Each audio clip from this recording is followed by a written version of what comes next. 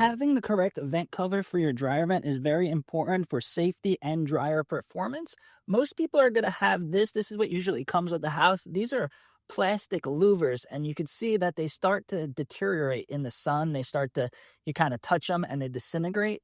There's also other plastic ones. You don't want to have a plastic one because they could get damaged, and also lint gets stuck in them. These could get weighed down and not open. If you already bought a vent cover before watching this video, I would highly recommend that you return it and you get one of these. This one has one opening. When the dryer's on, it's open. And then there's these magnets. When the dryer's off, the magnets seal it shut so no animals could get in. With this, an animal could open this and go right in. So I'm going to show you how to install this. It's super easy. First thing that you're going to have to do is remove the old one. For this one here, all I have to do is take out these louvers. There we go. And now we are going to mount this into the concrete.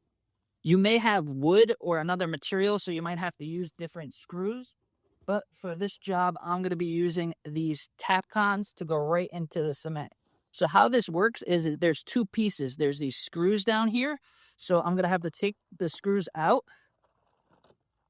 Now, I always have one of these small screwdrivers because you're going to have to screw it back in and you're not going to have a lot of space.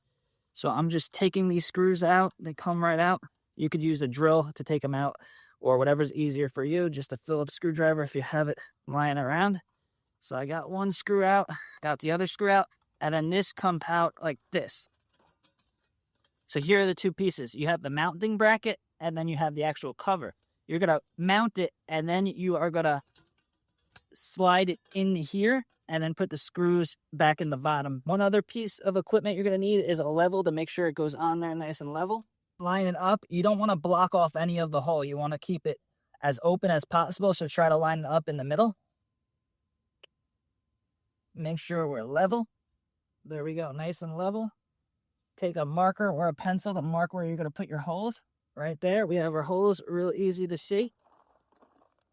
And now I am doing this into cement with Tapcons. So you're going to need to drill a hole first, and then you're going to have to put your screws up. All right, so we're going to put our bit into our drill. And you're going to need a pretty high-powered drill to do this, drilling in the concrete, so just keep that in mind. Be careful, because after drilling, the bit's going to be super hot, and it's also going to be dusty, so be careful and use all the safety precautions. All right, so there we go. Now we're going to use the bit, the special bit for the Tapcons.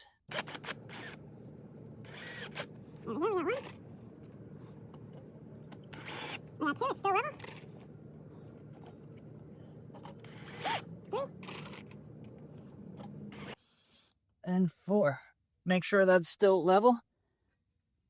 Now the tricky part is getting this back on because you don't really have much room for your drill.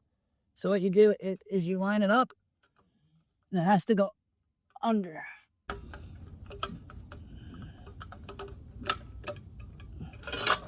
If it's a little hard to get, use some pliers to kind of carefully bend it down a bit to give yourself a little bit of an easier time. Now it slides right in. Make sure the screws are lined up. And now I like using this mini screwdriver.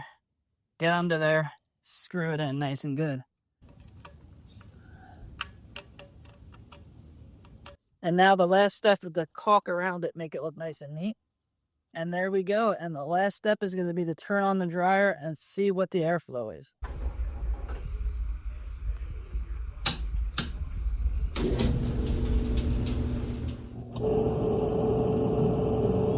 There we go, 13,084 feet per minute.